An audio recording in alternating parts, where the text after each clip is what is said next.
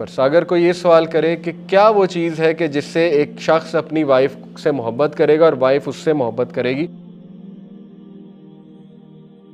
तो देखें दुआ करें। सबसे जो सिंसियर मशवरा है वो अल्लाह से मांगे। अल्लाह ताला को पता है आपका फ्यूचर और इसमें हमें जो है प्राउड होना चाहिए। हम ऐसे रब की इबादत करते हैं जिससे सब पता है। अल्लाह का कामिल नॉलेज है, अल्लाह का कामिल इल्म है। अल्लाह से इस रिज़्क़ की भी दुआ करें, नेक बीवी की, अच्छी बीवी की, जो आपकी जनरेशन्स के लिए अच्छी हो। और सेम गोज़ फॉर सिस्टर्स कि वो अच्छे नेक इंसान के लिए। लेकिन एक चीज़ ज़रूर जो है ना वो देखें, मैं आपको बता रहा हूँ बहुत सी केसेस सुन के एक विजडम की बात इंशाल्लाह करने लगा हूँ, जो बड़ों से भी सीखी सुनी, कि अखलाक देखें कि जो मर्द है ना, सिस्टर जो है खुसूसन गुड नेचर्ड वुमेन और गुड नेचर्ड मैन को देखें। असल में हमें कहते हैं दीनदार बंदे या दीनदार बंदी को प्रेफरेंस करो। देखें ये पुरानी टर्मिनोलॉजी है और उस टाइम पे ऑब्वियस था कि दीनदार बंदा और दीनदार बंदी नोबल कैरेक्टर और गुड मैनर्स भी होंगे, क्योंकि गुड मैनर्स वो बेसिक रिक्वायरमेंट है दीनदार होने के लिए। लेकिन आजकल ऐसा हो रहा है अनफॉर्चुनेटली कि लोग दीन की तरफ आ जाते हैं, लेकिन ये कि उनकी ये वाली तरबियत नहीं होती to be a good natured person. Good nature वैसे नेचुरल होती है, लेकिन ये कि सीख भी देता है इंसान। इंसान जो है वो मुस्कुराने वाला ज़्यादा हो, इजी गोइंग हो। इजी गोइंग लोगों की तारीफ़ की अल्लाह के नबी सल्लल्लाहु अलैहि वसल्लम ने, कहा कि वो बेस्ट होते हैं, अल्लाह को बहुत पसंद है इजी गोइंग लोग। मुश्किलात खड़ी करने वाले लोग वो फिर पसंद नहीं फरमाएगा। तो इसलिए ये वाली चीज़ ज़रूर देखें कि अगले के कैरेक्टर को और उसके अखलाक को, और वो बहुत इजीली पता लगाया जा सकता है फ्रेंड्स के थ्रू, ख़ानदान के सेटअप को देख के पता लगाया जा सकता है। एक रूखा सेटअप है तो जाहिर है कि ऐन मुमकिन है कि वहाँ पर शायद रूखापन है, लेकिन ये कि एक अच्छा वार्मथ आपको फ़ील हो रही है। तो ये चीज़ें, लेकिन ये कि अल्लाह से दुआ करके रहनुमाई लेके, बाकी ये कि ये बाकी तरीके सारे 2 नंबर हैं कि मैं बात करके देख लूँ, मैं रिलेशन चला कर देख लूँ, वो कुछ भी नहीं होता। शादी के बाद जो है वो फिर डिसअपॉइंटमेंट भी होती है काफ़ी लोगों को कि ये तो सिचुएशन ही कोई और है, मैंने इस एंगल से तो देखा ही नहीं था। तो इसलिए आशिक ना बने, पागलपन की हद तक जो है वो इंसान ना जाए, और उसका हल यही कि कट ऑफ और इतना डिस्टेंस कर लें, डिस्टेंस फ्रॉम ईच अदर, और अल्लाह से मांगे। तो कुछ मैं आपको कोट्स असलाफ के सुनाता हूँ और हमारे स्कॉलर्स के सुनाता हूँ, जिससे देखें वाज़े होता है कि किस लिए शादी करनी चाहिए। ये भी बहुत ज़रूरी है। जब एक इंसान ने शादी करनी तो अपने आप से पूछे किस लिए, ठीक है। तो yes, one of the reasons is के अपना ईमान बचाना है, वो बिल्कुल वैलिड है।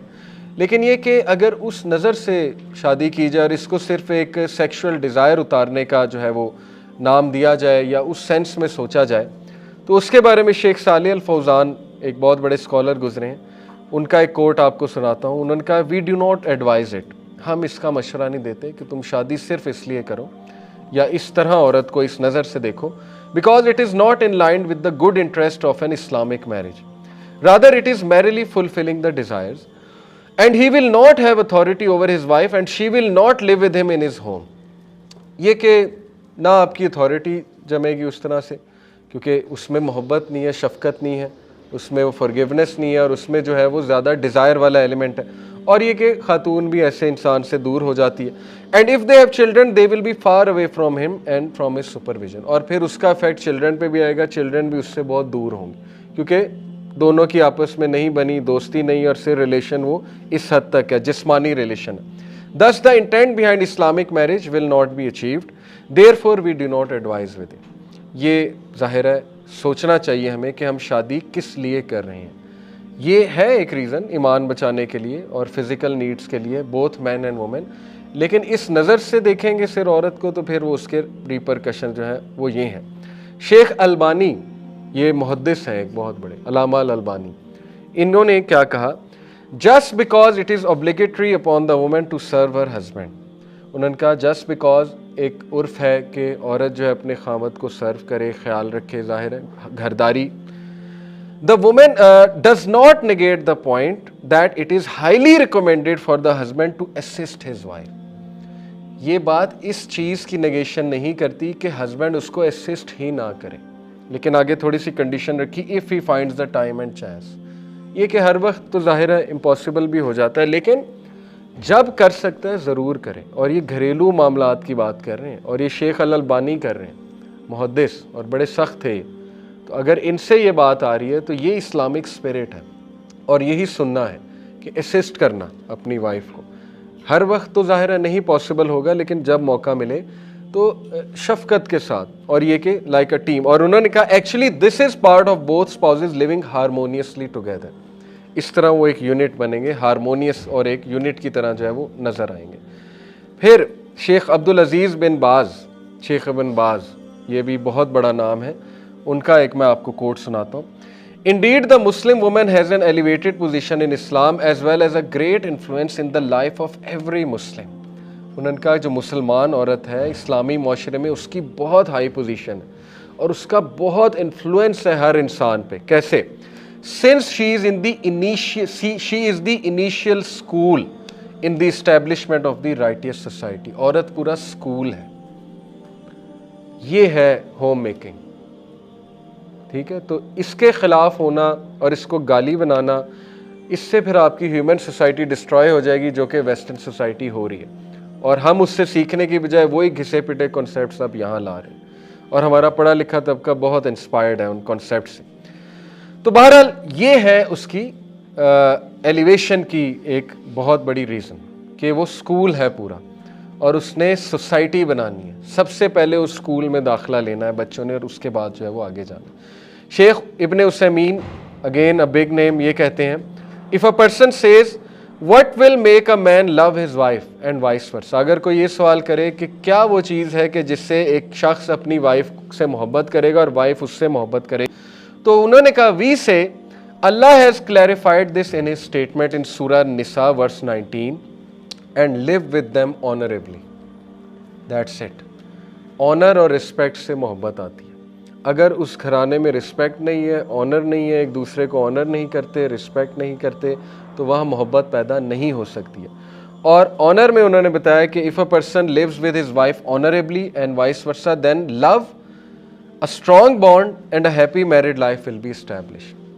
तो ऑनर की फिर बहुत सी इंटरप्रिटेशन है कि दोनों ख्याल रखें इस बात का, एक दूसरे की पसंद नापसंद का, और ऐसा ना हो कि एक ही शख्स को कह दिया जाए कि तुम सारा सामान फेंक दो कश्ती को डूबने से बचाने के लिए और अगला आराम से बैठा रहे। तो ये कि दोनों को कॉम्प्रोमाइज़ कुछ ना कुछ करना पड़ता है, उससे मोहब्बत भी बढ़ती है और यही प्रैक्टिकलिटी है। तो ये कुछ बातें मैंने आपको जय्यद स्कॉलर्स की बताई हैं। गोरों की बातें तो पहले बताई, लेकिन देखें जय्यद स्कॉलर्स इस बात के कायल हैं। वाइफ को असिस्ट करना, उसकी मदद करना और इस अप्रोच से ना जाना कि she is just a piece of flash और उसको सिर्फ इस्तेमाल करना उस काम के लिए। तो ये कि बॉन्डिंग हो, कंपैशन हो। अल्लाह ने लिबास कहा है और लिबास की बड़ी खूबसूरत इंटरप्रिटेशन, वो भी इब्न उसैमीन की मैं आपको बात सुना देता हूँ, पूरी बुक है इनकी इस पे। उसमें वो कहते हैं कि देखें लिबास जो है उसका क्या मकसद होता है। लिबास का मकसद होता है, लिबास पहली बात वो करते हैं इंसान के सबसे क्लोज होता है, सबसे इंटीमेट चीज़ लिबास, ये साथ जुड़ा हुआ है मेरे जिस्म के, इसलिए इतनी स्ट्रॉन्ग बॉन्डिंग हो आपस में। और बॉन्डिंग कैसे होती है? कन्वर्सेशन से। अगर मर्द के पास टाइम ही नहीं कन्वर्सेशन का तो क्या बॉन्डिंग होगी? फिर तो सुबह आया, रात थका आया, तो थोड़ा बहुत टाइम इंसान को क्वालिटी कन्वर्सेशन के लिए निकालना चाहिए इस बॉन्डिंग के लिए। तो बहरहाल लिबास का और मकसद क्या है कि फॉल्ट्स छुपाना। अब देखें कितनी इसमें डेप्थ है, एक दूसरे के फॉल्ट को छुपाना। लिबास का एक और मकसद क्या है? ब्यूटिफाई करना। जिस्म ज़ाहिर है कि वो अच्छा नहीं लगेगा अगर लिबास ना पहना जाए, तो लिबास जो है वो एडॉर्न करता है हमारे जिस्म को। कोई ज़ख़म वगैरह लगा है उसको छुपाता है, कोई फॉल्ट है उसको छुपाता है। तो यही हस्बैंड वाइफ करते हैं, ब्यूटिफाई करते हैं एक दूसरे को, और इसके लिए दोनों को रेडी होना चाहिए। जो औरत नज़ाकत आएगी उससे मर्द में भी सलीका कुछ आ जाएगा, ब्यूटिफाई हो रहा है। इसी तरह कंपोजर और ये चीज़ें औरत को मर्द से सीखनी चाहिए, बिल्कुल सीखनी चाहिए।